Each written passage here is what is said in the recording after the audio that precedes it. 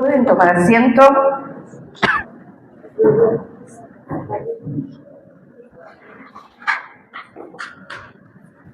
Bendito sea el Señor. Vamos a compartir palabra del Señor en esta noche. Como ustedes saben, estamos hablando sobre eventos futuros. Amén. Que están establecidos en la palabra, que están designados en la palabra, y si están en la palabra, se cumplen. Si Dios lo dice, Dios lo hace. Si Dios lo estipula, nada ni nadie puede oponerse a los propósitos del Señor. Intenta oponerse Satanás, el diablo, pero como hemos visto vez tras vez, es derrotado por nuestro Señor. No existe chance, no hay oportunidad de que el enemigo venza. No hay oportunidad de que le pueda hacer frente al Señor. Muy bien, estamos hablando de eventos futuros. El sermón pasado abordamos el tema del milenio. Amén. Y cuando hablamos del milenio, para esto, hago una mención simplemente para que nos ubiquemos en los sucesos. Recordemos, rapto de la iglesia, los que están preparados se van con el Señor, primeramente resucitan, los que murieron por Cristo en el corazón, con cuerpos glorificados, se encuentran con el Señor. Después los que estemos vivos, somos transformados con cuerpos glorificados y nos encontramos en la nube, en los cielos, con nuestro Señor Jesucristo. Vamos todos juntos hasta ahí, ¿verdad? Perfecto. Nos encontramos con el Señor, esto acontece en un abrir y cerrar de ojos. Nadie advierte ni ve lo que ocurre, sin embargo es un cimbronazo importante aquí en la tierra, dado que desaparece multitud de gente cuya vida fue entregada a Cristo el Señor. Bendito sea Dios.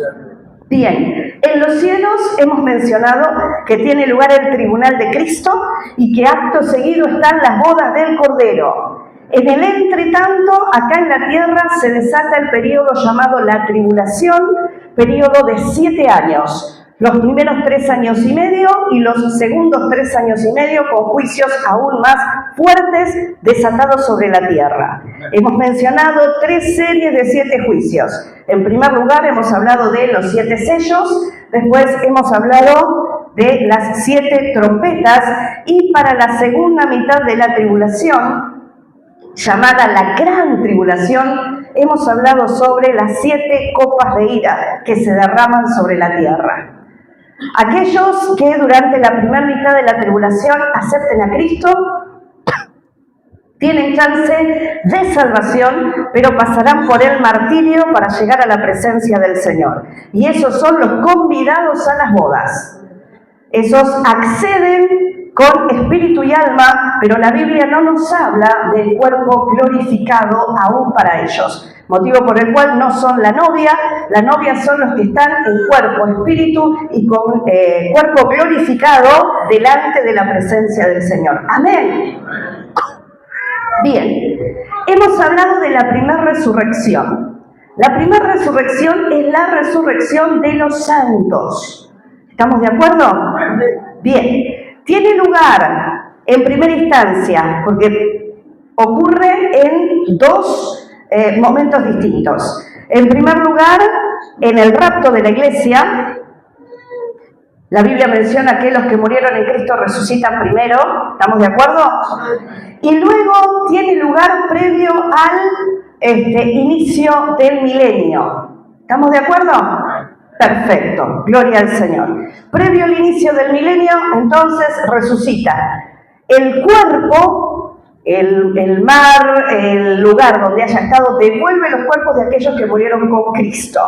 Y con cuerpo glorificado tienen chance de acceder al milenio. ¿Estamos juntos?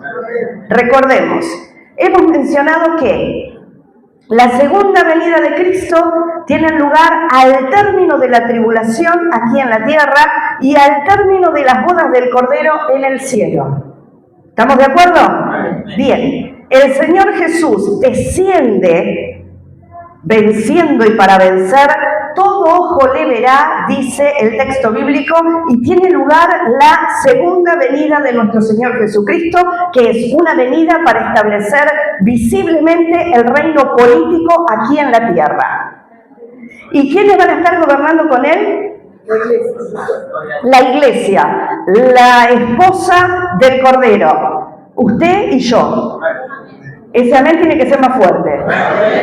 Gloria al Señor. Vivimos preparándonos para estar una eternidad en la presencia del Señor. Tiene lugar la segunda venida y tiene lugar el Armagedón, la batalla final, el encuentro entre Satanás, el falso profeta, el anticristo y las naciones que ellos lograron engañar para reunirlos en el valle de Armagedón contra el Señor Jesús, contra Israel, contra los santos. Ajá. ¿Puede vencer?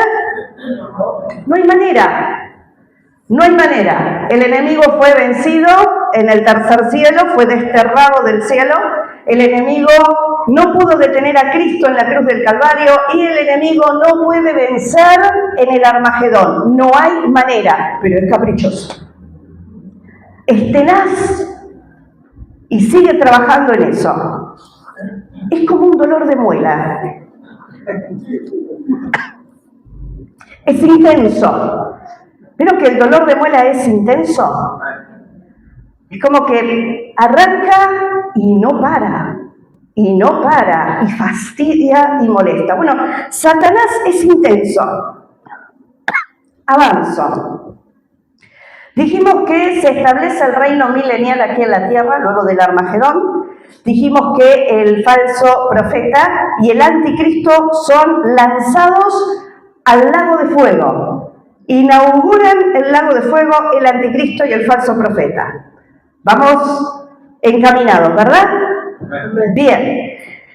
Dijimos que el tiempo del milenio es un tiempo espectacular en el cual la tierra es sanada, en el cual nuestros cuerpos ya glorificados, que no tienen chance de perder la salvación, sino que ya la salvación está sellada una vez que hemos sido arrebatados por el Señor o que hemos muerto con Cristo en nuestro corazón y obedeciéndole a Él.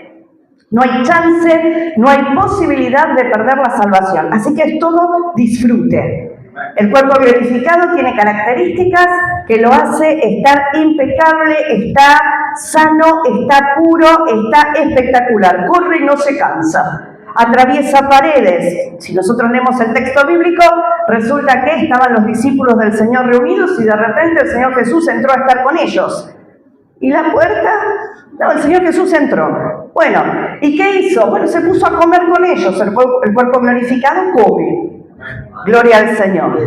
Bien, es un tiempo de gozo, es un tiempo de regocijo. Dijimos que Satanás, el diablo, es atado durante el milenio, pero que es desatado ahí, casi terminando el milenio. Y mencionamos que es desatado precisamente porque la gente que accedió al milenio en carne y hueso, las personas que no tenían la marca de la bestia, ni adoraban a la bestia, ni estaban en contra de Israel, acceden al milenio y como la tierra es sanada y todo se libera de contaminación, bueno, ellos permanecen vivos, se multiplican y Satanás, el diablo, es soltado para que tengan chance de pecar. ¿Estamos de acuerdo?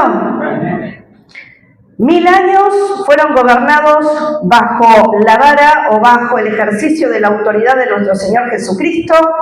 No hubo guerras, no hubo injusticia, no hubo nación contra nación, no hubo inseguridad, no hubo nada que se le pudiese reclamar en cuanto al gobierno.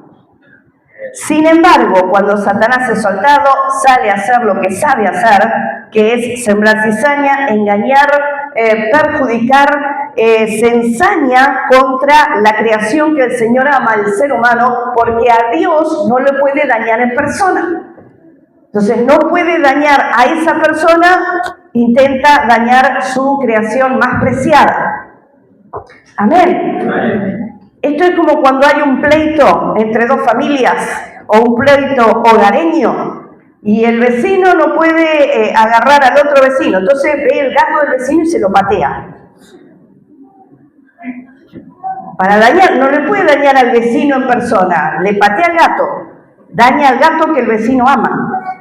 Bueno, esto es más o menos así. Satanás, el diablo, no le da el porte, no tiene manera de enfrentar al Señor Jesús y vencerlo, pero entonces intenta, a ver, ¿cómo lo puedo lastimar? ¿Cómo lo puedo dañar? No puedo con él. Voy a dañar lo que él ama, el ser humano. Usted y yo. Alguno por ahí dice, pero ¿por qué el enemigo se levanta contra mí si yo no hago nada? A ver, los que no tienen a Cristo en el corazón son pertenencia del diablo. Los que han aceptado a Cristo en el corazón pasan a ser posesión de Dios y pasan a estar cercanos al Señor. Ahora, ¿qué quiere hacer el diablo? Dañar a Dios. En consecuencia, intenta dañarte a vos e intenta dañarme a mí. Intenta dañar al ser humano. Amén. Muy bien. Son engañados Gog y Magog. Son engañados. Fueron 1000 años gobernados bajo seguridad, pero no les importó. Le creyeron a Satanás, el diablo, de la misma manera en la que Eva, en su conversación, en su diálogo con la serpiente antigua en el huerto del Edén, dejó que la cizaña entrara en sus pensamientos, en su corazón, y decide desobedecer al Señor. Y come del fruto del árbol del único que Dios le dijo, de este no pueden comer. Todo lo demás pueden comer, este no. ¿Cuál va y agarra? El que se le dijo, este no. Bien. Gog y Magog son engañados. Una gran cantidad de gente, y estamos hablando de seres humanos, siguen a Satanás, el diablo, y el Señor los destruye. ¿Con qué? ¿Cómo era? No, con el resplandor de la gloria era el Armagedón. Con fuego. Es decir, se juntan para hacer frente, listo, fuego del cielo, se acabaron. Ya está, no está más. Tanta vuelta para terminar siendo consumidos por el fuego que Dios manda a caer sobre los que se levantan no solamente en contra de su voluntad, sino de los que permiten que Satanás, el diablo, les gobierne el corazón y le dan cabida en su mente y en sus emociones. Hermano, nosotros tenemos que tener autoridad sobre lo que nos permitimos pensar y tenemos que tener la autoridad suficiente como para desechar aquellos pensamientos que no bendicen nuestra vida espiritual. Amén. Satanás te va a hablar al oído, Satanás te va a traer pensamientos, vos tenés autoridad para desecharlos en el nombre de Jesús. Y también tenés autoridad para dejarlos que crezcan en tu corazón, abrazar esos pensamientos que no te bendicen y terminar más o menos consumido por el fuego de Dios. Ese es el final. ¿Amén? Ok. Muy bien. Termina el milenio y finalmente Satanás es echado al lago de fuego. Vamos a abrir nuestras Biblias en Apocalipsis. Estamos en el capítulo número 20.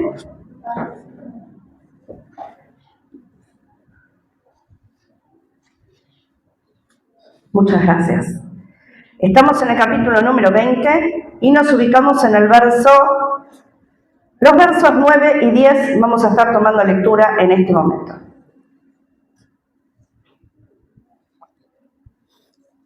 ¿Lo tenemos? Dice así: y subieron sobre la anchura de la tierra y rodearon el campamento de los santos y la ciudad amada. Y de Dios descendió fuego del cielo y los consumió. Corto el asunto. Es decir, se portan mal, se reúnen contra Dios, fuego del cielo, ya está, asunto terminado. Los de Gog y Magog dejan de existir a través del fuego del cielo. Pero no termina acá la cosa. Vamos al verso número 10. Y el diablo que los engañaba fue lanzado ¿en dónde? en el lago de fuego y azufre, donde estaban la bestia y el falso profeta, y serán atormentados, ¿cuánto? Día y noche por los siglos de los siglos. Ok. Hoy nos vamos a abocar al juicio ante el gran trono blanco, o juicio del gran trono blanco, que es lo que viene a continuación en los tiempos futuros. Entonces, eventos futuros, terminó el milenio, Satanás fue arrojado al lago de fuego.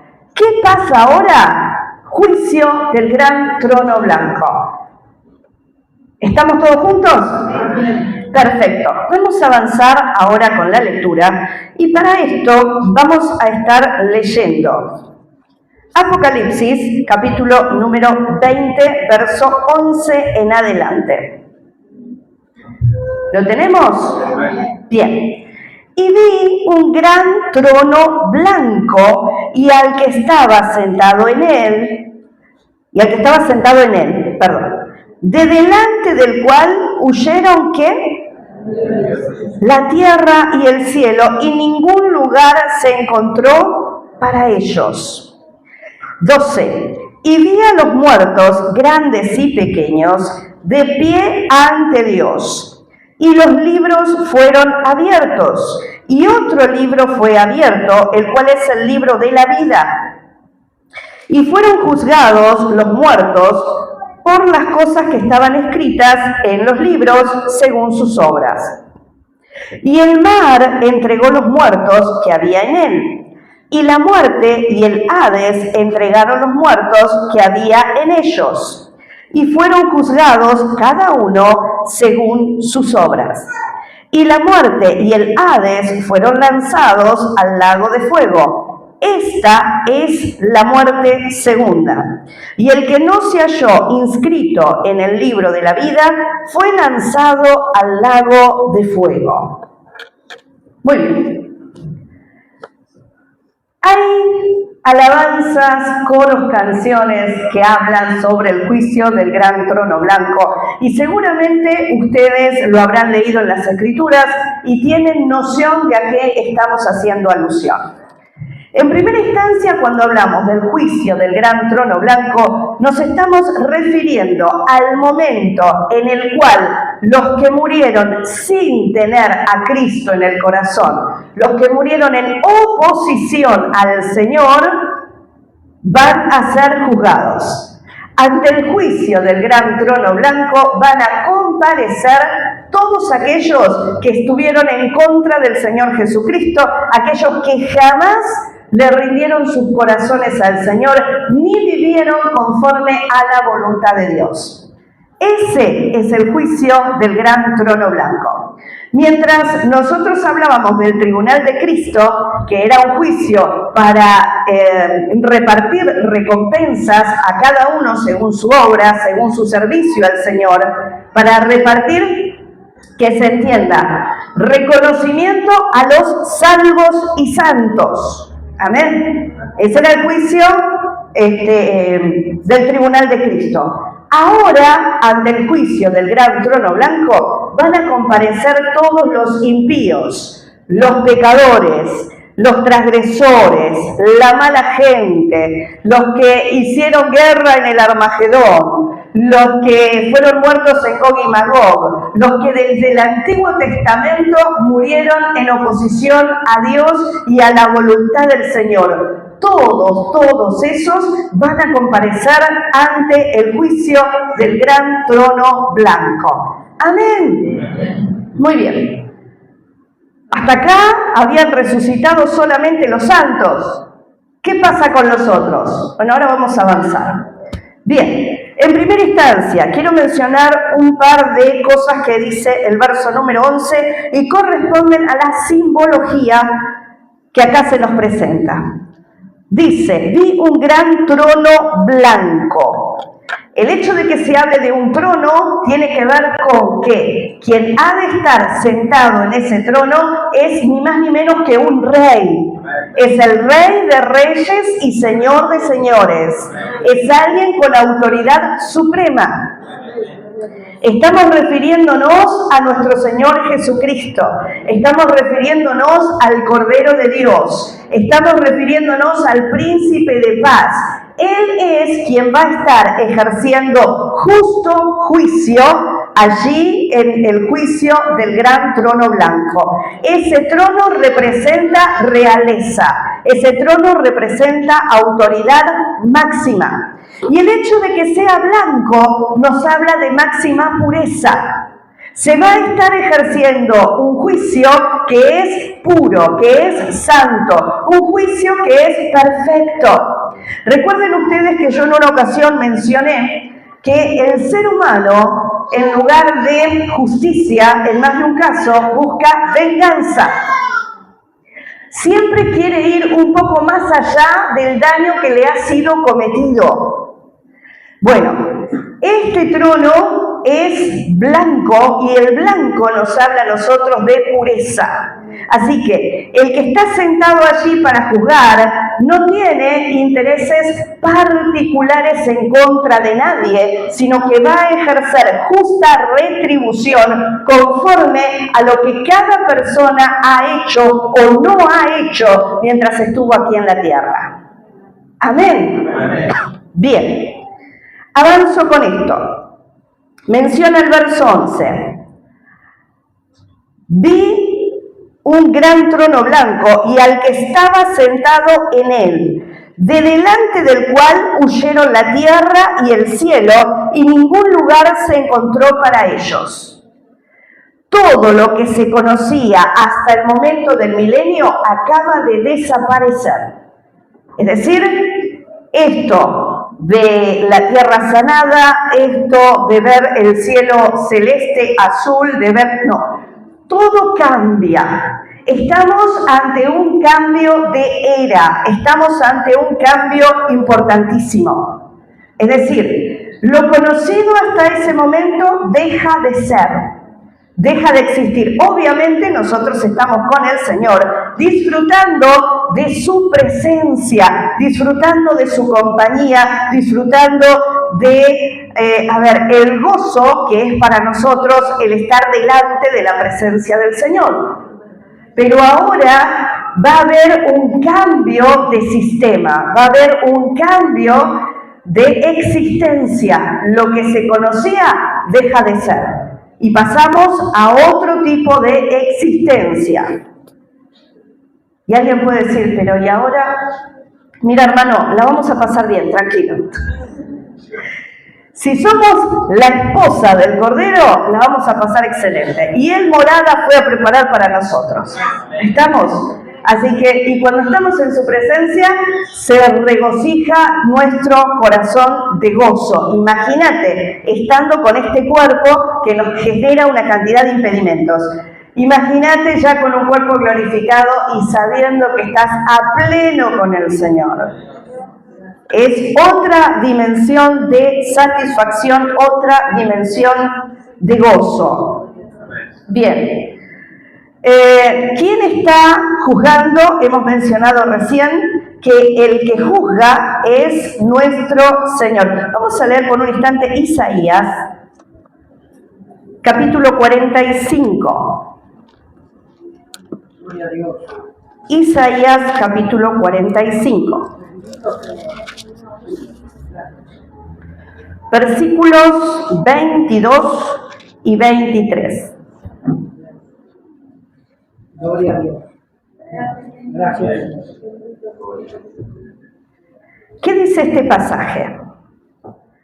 Isaías 45, versos 22 y 23.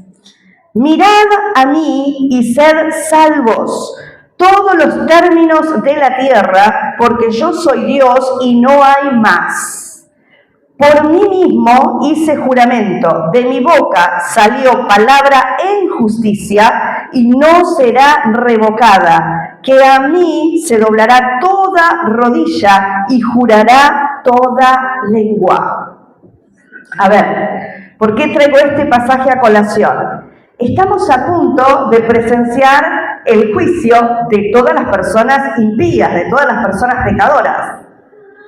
Pero la palabra del Señor nos dice que toda lengua va a confesar que Cristo es el Señor y que toda rodilla se va a doblar ante su presencia.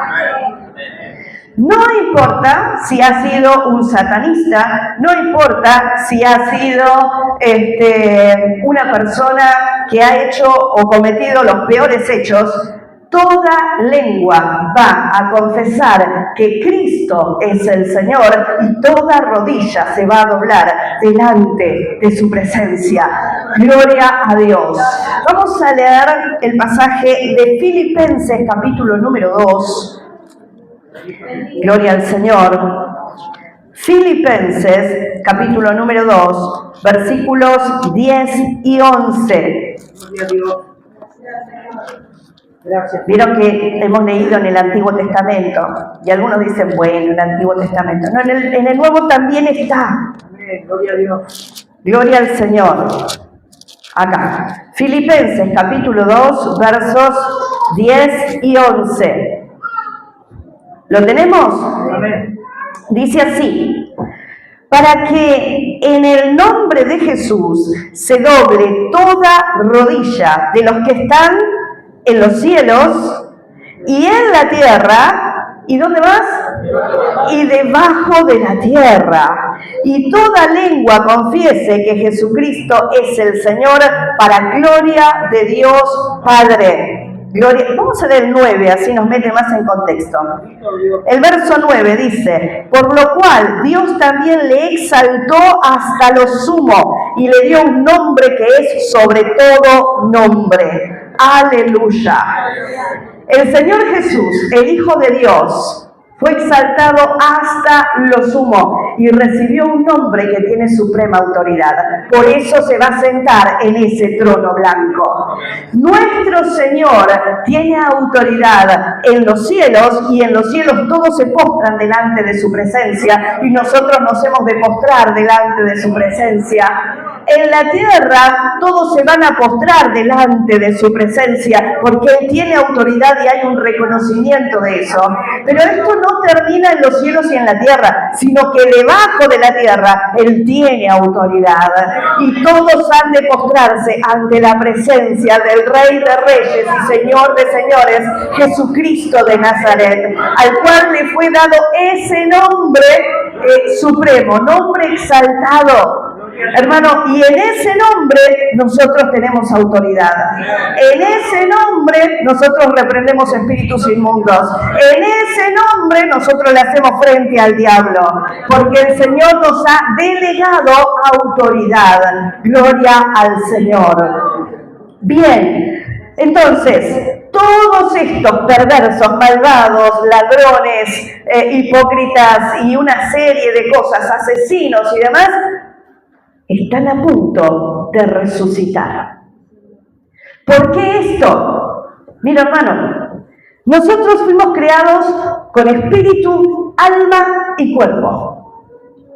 Las personas que mueren con Cristo en el corazón en el presente acceden a lo que es el paraíso, que es la antesala a estar por una eternidad en la presencia del Señor.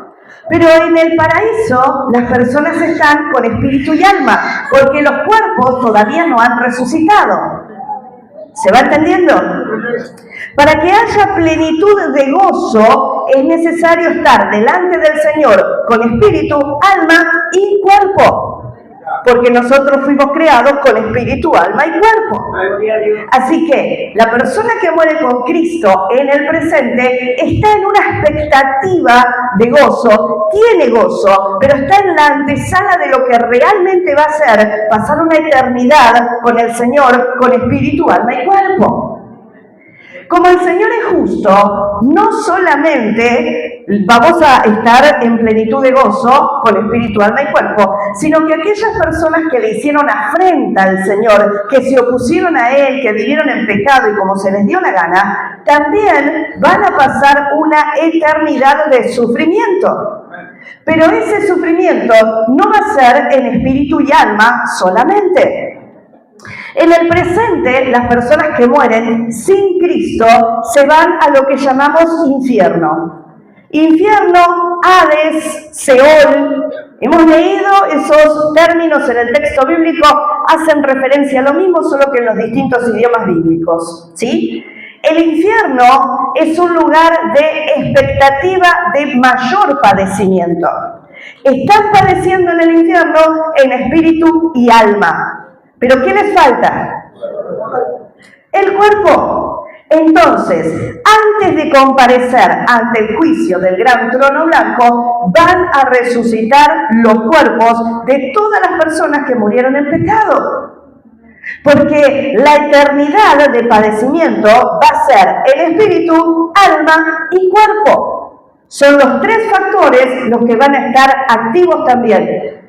Para los que fueron fieles, con gozo eterno. Para los que fueron infieles, con dolor eterno. Pero no solamente espíritu y alma, sino espíritu, alma y cuerpo. Volvemos a Apocalipsis. Buenísimo. Vamos a Apocalipsis. Volvemos al mismo capítulo que estábamos leyendo, que era el capítulo número 20. 20. Leemos el verso número 12 y el verso número 13. Nuevamente. Bien. ¿Estamos? Dice el verso 12. Y vi a los muertos, grandes y pequeños, de pie ante Dios. Y los libros fueron abiertos. Y otro libro fue abierto, el cual es el libro de la vida. Y fueron juzgados los muertos por las cosas que estaban escritas en los libros según sus obras. 13. Y el mar entregó los muertos que había en él, y la muerte y el Hades entregaron los muertos que había en ellos, y fueron juzgados cada uno según sus obras. Y me detengo ahí. Hermanos, esta es la segunda resurrección. La palabra dice, bienaventurados aquellos que resuciten en la primera resurrección. Porque los que resucitan en la primera resurrección son los salvos. Gloria a Dios. Pero la segunda resurrección tiene lugar para poder pasar ante el juicio del gran trono blanco. Y el texto dice que el mar devolvió a sus muertos. El texto dice que la tierra devolvió a sus muertos y menciona grandes y pequeños. Puede referirse a grandes y pequeños en relación al renombre que tenían las personas, es decir, personas muy importantes y personas sin importancia dentro del ámbito social, pero también puede hacer alusión a las edades. Y acá entramos en otro terreno porque podemos preguntarnos, ¿desde qué edad los niños, o a los que nosotros llamamos niños, pueden ir al infierno? ¿Desde qué edad se convierten en pecadores? ¿Desde qué edad van a ser juzgados por la malicia que está en el corazón? ¿A qué edad logran la suficiente madurez como para advertir lo que es correcto y lo que es incorrecto? Y yo hago un poco de memoria, y la realidad es que le pido a usted que haga memoria conmigo. Y nosotros éramos chicos, pero sabíamos perfectamente qué era correcto y qué era incorrecto. A los 8 años, a los 9 años, a los 10 años, algunos a los 6, saben perfectamente qué está bien y qué está mal. Y deciden obedecer o desobedecer. Y deciden seguir al Señor o no seguir al Señor. Ni hablar de los que tienen 12. Ni hablar, 11 años, 12 años. Y en muchos casos, cuando empiezan a tener decisión propia, los padres permiten que se alejen del camino del Señor. Entonces, cuando hablamos de los muertos grandes y pequeños, hermano, es importantísimo que seamos completamente honestos y le prediquemos a nuestros niños, a nuestros hijos, de la necesidad de Jesucristo. Porque a los 10 años, si no tiene a Cristo en el corazón, y si obra mal, y si hay pecado en el corazón, y si hay malicia, y si roba y miente, así sea la goma del compañero de la escuela, la verdad es que salvo no es. ¿Se entiende esto? Alguien que permanentemente está envuelto en mentiras y engaños. ¿Es salvo? No. No. Pero muchas veces dialogamos con los padres y advertimos situaciones y decimos, mire, cuidado con esto porque es chiquito. Es chiquita. El primer rey, o mejor dicho, el rey que con menor edad se menciona en el texto bíblico que hizo lo malo delante de la presencia del Señor, tenía 8 años. Y a los 8 años el texto bíblico te dice, hizo lo malo delante de la presencia de Jehová. Entonces, tomemos conciencia, porque 8 años no es chiquito para pecar. 9 años no es chiquita para pecar. 10, 11, 12, hermano, hay que hablarles de Cristo y necesitan nuestros hijos volverse al Señor. Porque si hay pecado en el corazón, si hay unos rencores terribles en los corazones hacia los padres, madre, hacia circunstancias de la vida o demás, estamos ante un problema si Cristo viene hoy. Amén. Amén. Tenemos que predicar de Cristo. Nos debe urgir que nuestros chiquitos, que nuestros hijos entreguen sus corazones al Señor. Y vos como papá y como mamá sabés el grado y el nivel de rebeldía que radica en el corazón de tu hijo, que radica en el corazón de tus sobrinos, que radica en el corazón de aquellas criaturas con las que vos tenés contacto. Y nosotros miramos y nos damos cuenta y decimos, qué hermoso corazón tiene para Cristo. Y vemos otra situación y decimos, ¿cómo le falta del Señor? Está lleno de rebeldía ese corazón. Entonces, erradiquemos ese concepto de que tiene 9 añitos, 10 añitos, 12 añitos, es chiquita, miente, bueno, ya se le va a pasar. No, está mintiendo, está pecando, está ocultando, está haciendo las cosas mal. Y si vos permitís que eso siga acrecentándose, vos estás solapando una actitud que puede más adelante hacer que tu criatura termine siendo leño del infierno. Hermano, una de las cosas que yo oraba y oraba cuando decidimos con mi esposo buscar ser padres, buscar a Tiago. Yo no le había puesto nombre, para ser honesta, el nombre lo eligió el papá y ahí, a meses de dar a luz. Pero una de mis oraciones era, Señor, yo no quiero traer un hijo al mundo para que se convierta en leño del infierno. Dame un hijo con un corazón para ti. Te pido, Señor, que me des un hijo para servirte a ti. Que sea un instrumento tuyo. Señor, es tuyo antes que mío. Te ruego que tú bendigas su vida. No podemos endiosar a nuestros hijos. Y cuando alguien nos advierte, mirá que está haciendo esto y lo está haciendo mal. No lo está haciendo para dañar a una criatura, lo está haciendo porque está cuidando de la salvación de tu criatura. Y a veces los padres no logran ver la realidad de los hijos que tienen enfrente. O les es más sencillo dejarlo que siga haciendo tal cosa y listo, para sacárselos de encima en lugar de corregir, porque la corrección es un trabajo.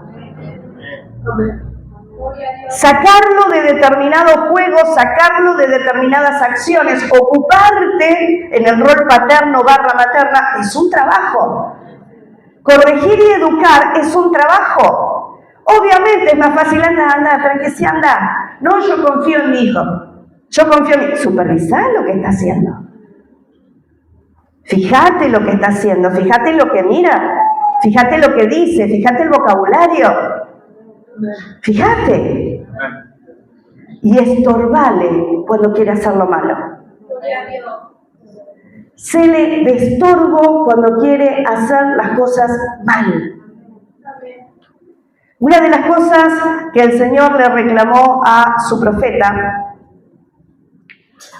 y estoy hablando de Samuel, que era un profeta del Señor, pero Samuel nunca estorbó a sus hijos cuando sus hijos se apartaban del Señor y hacían las cosas mal. Estorbemos a nuestros hijos cuando quieren hacer las cosas mal. Asumamos el rol de educar para que sea... el regocijo es, estoy criando un niño para Cristo. Estoy criando una niña para Cristo. Sé de influencia de bendición para las criaturas con las cuales tenés contacto. Pero qué dolor cuando los chicos están lejos del Señor. Y van creciendo y más se van alejando. Amén. Amén. Grandes y pequeños, los muertos fueron devueltos. Grandes y pequeños. Distintas edades, distintas funciones sociales, distinto porte físico, grandes y pequeños fueron devueltos. El mar devolvió a sus muertos. A ver, el otro día alguien me preguntó, pero si explota el cuerpo en una bomba. Hermano, si explota en una bomba, si se despedaza en el mar, si se lo comió un tiburón, si lo enterraron y se hizo polvo y después sacaron esos huesos de ahí y se sabe dónde está, no es nuestro problema. La palabra nos dice que el cuerpo resucita y punto. De la ceniza se vuelve a formar, de la tierra esparcida se vuelve a formar, de las barrigas del tiburón el Señor lo saca. ¿Está? Lo que sí nos dice la palabra es que todos los cuerpos, todos vuelven a resucitar. El problema es que en este caso no es una resurrección para vida eterna. Es una resurrección para castigo eterno. La segunda resurrección es para castigo. Nadie va a ser castigado siendo inocente. Nadie va a ser castigado siendo inocente. Y la palabra del Señor nos dice que va a haber una acción previa a el castigo eterno. Y esa acción es uno por uno delante del que está sentado en el trono blanco, uno por uno, les van a ser expuestas las acciones que están escritas en el libro de las obras. En el libro de la vida, donde están las obras de la gente. Entonces, ¿por qué va a ser echado al lago de fuego? Fíjense, el cuerpo resucita y el alma y el espíritu son sacados del infierno. Ahora están delante de la presencia del Señor. El infierno no es el destino final de las personas, es una antesala al castigo final que sí se va a llevar a cabo cuando sean arrojados al lago de fuego. El lago de fuego sí es el castigo final, sí es el lugar de castigo final donde van a ser castigados en espíritu, alma y cuerpo. Amén. Muy bien. Vuelvo acá. Mencioné entonces, resucitan, y la palabra del Señor nos habla del libro de la vida y nos habla de las obras que están escritas en los libros. Fulanito, ¿está escrito en el libro de la vida? ¿Es hallado su nombre en el libro de la vida? Si es hallado su nombre en el libro de la vida, bien. El Señor te ve a través de la sangre preciosa de nuestro Señor Jesucristo. Aleluya. Entonces, ese pasado queda atrás y para el Señor queda olvidado. Obviamente vos tendrás que resolver aquellas cosas en las que te equivocaste. ¿Sí? Tendrás que resolverlas. Pero delante de la presencia del Señor, eso forma parte del pasado y ya no está.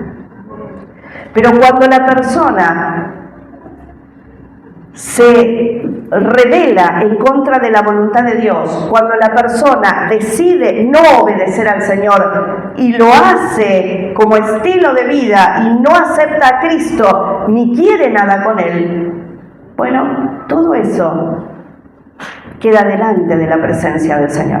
Absolutamente todo. No hay nada que nuestro Señor pase por alto.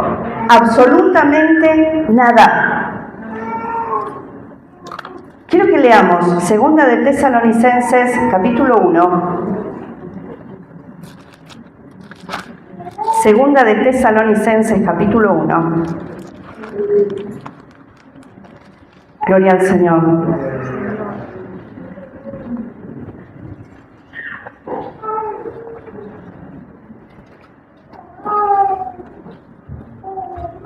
Versículo 5 en adelante.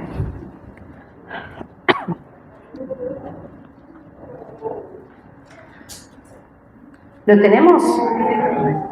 Bien. Segunda de Tesalonicenses capítulo 1, versículo 5 dice así: esto es demostración del justo juicio de Dios, para que seáis tenidos por dignos del reino de Dios, por el cual asimismo padecéis.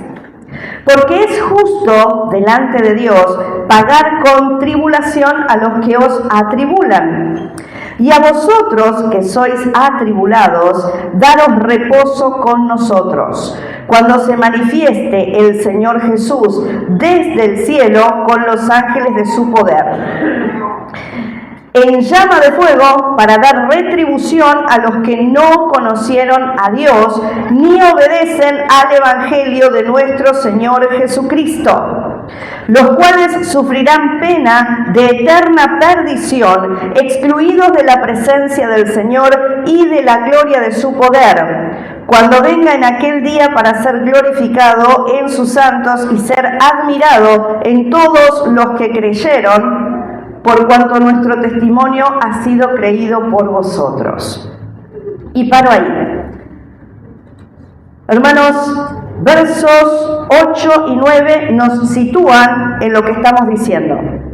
El Señor viene para dar retribución a los que no conocieron a Dios ni obedecen al Evangelio de nuestro Señor Jesucristo, los cuales sufrirán pena de eterna perdición, excluidos de la presencia del Señor y de la gloria de su poder. El Evangelio es poder de Dios para salvación. Y el Evangelio tiene demandas. Y en muchos casos vos vas a padecer por causa de seguir a Cristo. Porque en muchos casos tu propia familia no va a entender tu proceder. En muchos casos tu familia sanguínea te va a dar la espalda, se va a burlar de vos o se va a enojar porque vos priorizaste estar en la presencia del Señor en lugar de estar en una fiesta bailándote una cumbia y no sé qué más. Que eso ocurría en la vida pasada y tomando unos tragos y quedando todos sobrepasados con las bebidas que se sirven. Pero la familia te dice, ¿cómo no venís a compartir mi felicidad? La felicidad, o a lo que esa persona llama felicidad, es una vida inicua, en donde se hace glotonería, se bebe en exceso y se dan, libertades que a la carne le agradan, pero que están en contra de la presencia del Señor. Y cuando vos le decís, no, discúlpame, pero yo voy a adorar a Dios, o no voy a participar de esa fiesta, empiezan con ¿cómo?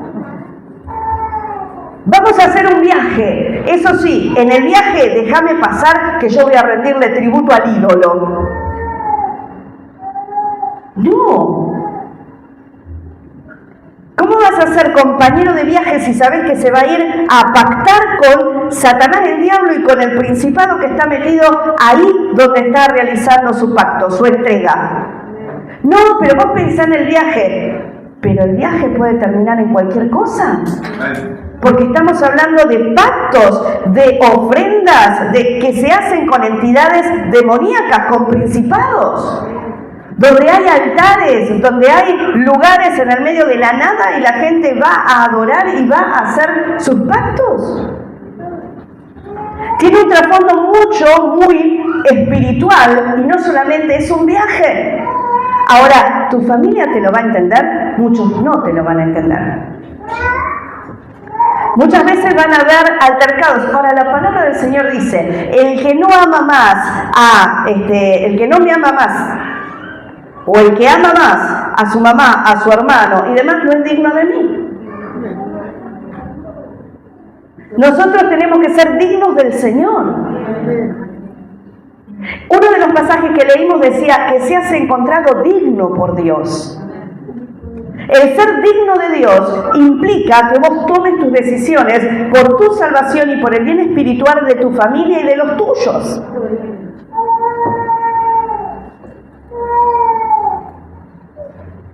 Estás sin trabajo, te quieren contratar para hacer un nicho para meter ahí a los principados y hacer un lugar de adoración. No. Pastor, ¿qué hago? No hagas. No. Bendito Jesús. No, te estás contaminando. Ay, es que yo quiero tanto a mi mamá que yo voy a ir a ver a mi mamá. Y vos sabés que tiene adentro todos los altares y las velas y los saumerios y la cosa que te contamina a nivel espiritual de punta a punta. Ay, pero yo lo quiero. ¿Pero a quién querés más? ¿A Dios o a tu parentela? Porque a tu parentela hablale de Cristo, porque se está perdiendo. Y si le pasa algo, va a ir a una eternidad sin Dios. ¿Pero tenés compromiso con el Señor? ¿O es solamente el aplaudir, el charlar, el levantar las manos y decir, está bueno ser evangélico? Gloria a Dios. Amén. Entonces, el Señor ve donde vos sufriste por su causa. El Señor ve la discriminación que hacen en tu ámbito laboral, porque vos no estás en conversaciones que son corrompidas. El Señor ve cuando vos te apartás de determinados lugares. ¿Por qué? Y porque la verdad es que está moviéndose un ambiente que no edifica y que es de peso a nivel espiritual, negativamente hablando. ¿El Señor lo ve? ¡Ay, qué antisocial que sos! No se trata de ser antisocial con esto, pero no con la gente que sigue a Cristo. Amén. Gloria a Dios. A no dejarla que ella es solitaria. Vuelvo acá. El Señor ve todas las cosas, todas. Ahora vos tenés que saber elegir, tenés que saber qué hacer y qué no hacer, dónde no participar, para no contaminarte. Amén. Todo está delante de la presencia del Señor. Y así como vuelvo a decir, está el tribunal de Cristo con retribución, está el juicio del gran trono blanco, donde va a haber juicio, condena y una eternidad sin el Señor, padeciendo en espíritu, alma y cuerpo en el lago de fuego. A veces vos ves y lees el Eclesiastés, y algunos interpretan mal el Eclesiastés, y dicen, he visto al impío prosperar y hacer fiesta y comer y gozarse. Y algunos dicen, pero si el impío se goza, se tientan con lo que dice Eclesiastés. Hermano, Eclesiastés es la mirada de la persona sin Dios, que está observando solo lo que pasa frente a sus ojos, solo el instante, el momento, pero no está considerando qué pasa después. Y la Biblia a nosotros nos habla de los eventos futuros. La Biblia a nosotros nos habla de lo que va a acontecer después. Amén. Lo dijo Dios y va a ser hecho. Bendito Jesús. Ocupate de predicar el Evangelio a la gente que amás, en lugar de intentar agradarles de distintas formas que te separan de Dios. Ponete a orar por esa gente que vos estás amando, porque hay un vínculo familiar, porque hay, afecto en el medio. Ponete a orar, pero no te contamines. Ponete a orar, pero no pongas en riesgo tu propia salvación. Gracias, Señor. Sé inteligente, sé sigiloso, sé astuto. Amén. Bien, volvemos a Apocalipsis. Seguimos en el capítulo número 20. Gracias, Señor. Gloria al Señor. En el juicio del gran trono blanco, cada uno va a ser juzgado por lo que hizo. Hermano, por la obra que se cometió, por el corazón que se cerró al Señor. Va a ser juzgado explícitamente y se le va a decir acá, acá, acá y acá. Vos jamás le diste tu corazón a Cristo y jamás obedeciste al Señor. Amén. Amén. Gloria a Dios. Vuelvo acá. Verso 13 en adelante. Vuelvo a tomar lectura. Y el mar entregó los muertos que había en él, y la muerte y el Hades entregaron los muertos que había en ellos, y fueron juzgados cada uno según sus obras. Y la muerte y el Hades fueron lanzados al lago de fuego. Esa es la muerte segunda. Y el que no se halló inscrito en el libro de la vida fue lanzado al lago de fuego. Hermanos, no fuimos creados para morir. Por eso el ser humano intenta escaparle a la muerte y busca la juventud perpetua. No fuimos creados para morir, fuimos creados para tener acceso al árbol de la vida y estar en el huerto del Edén y caminar con Dios y gozarnos con Él. Gloria a Dios. El pecado trajo muerte espiritual, pero también le dio lugar a la muerte física. ¿Por qué? Porque el ser humano fue echado del huerto del Edén, donde estaba el árbol de la vida, y por ende ya no hay acceso al árbol de la vida.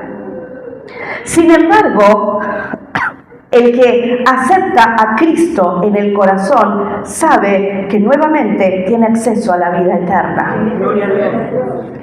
Que hay una vida que se está viviendo en el presente, pero que esta vida no va a terminar. Y si acaso la muerte lo alcanza, porque eso pasa, es una instancia de separación del cuerpo con el alma y el espíritu que es momentánea, porque luego tendrá lugar la primera resurrección y se pasará una eternidad en la presencia del Señor. Gloria a Dios, bendito sea el Señor. Pero los que resucitan en la segunda resurrección, hermanos, resucitan para una muerte eterna, para una muerte segura. Y ustedes saben que nosotros no somos mucho de enfatizar el tema del castigo y demás, pero es una realidad que necesitamos saber, porque pareciera que a veces falta que la persona se despabile y que nosotros entendamos por qué es tan importante guiar a las nuevas generaciones en el camino del Señor, en el camino recto de Dios. Amén. Quiero leer un último pasaje en Apocalipsis capítulo 21. Gracias, Señor. Gloria a Dios. Apocalipsis capítulo 21, verso número 6 al 8. Dice así: y me dijo, hecho está. Yo soy el alfa y la omega, el principio y el fin. Al que tuviere sed, yo le daré gratuitamente de la fuente del agua de la vida. El que venciere heredará todas las cosas, y yo seré su Dios y él será mi hijo. Gloria a Dios por eso. Gloria al Señor por eso. Pero quiero leer el 8. Pero los cobardes e incrédulos, los abominables y homicidas, los fornicarios y hechiceros, los idólatras y todos los mentirosos tendrán su parte en el lago que arde con fuego y azufre, que es la muerte segunda. Bendito sea Dios. Él es justo. Y tal vez vos veas personas que te hacen sufrir en el presente. Y hablo de sufrimiento real. Hermano, hay alguien que lo ve todo y que va a dar justa retribución. Gloria a Dios. Bendito Señor. Porque no termina solamente cuando la persona muere en esta vida, sino que hay un juicio venidero, el juicio del gran trono blanco. Y nadie, absolutamente nadie, se va a escapar de ese juicio. Amén. Fíjense lo que menciona. Básicamente las personas que viven conforme a las obras de la carne. Cobardes, incrédulos, abominables, homicidas, fornicarios, hechiceros, idólatras y todos los mentirosos tendrán su parte en el lago que arde con fuego y azufre, que es la muerte segunda. El lago de fuego es el destino final para los impíos, para los pecadores. Y ahí van a estar una eternidad sin Cristo, pero van a estar una eternidad en tormento, con espíritu, alma y cuerpo. Amén. Creo que debería agitarse nuestro corazón en el sentido de sentir la necesidad de predicar el Evangelio. Sos salvo, gloria a Dios, predicar el Evangelio.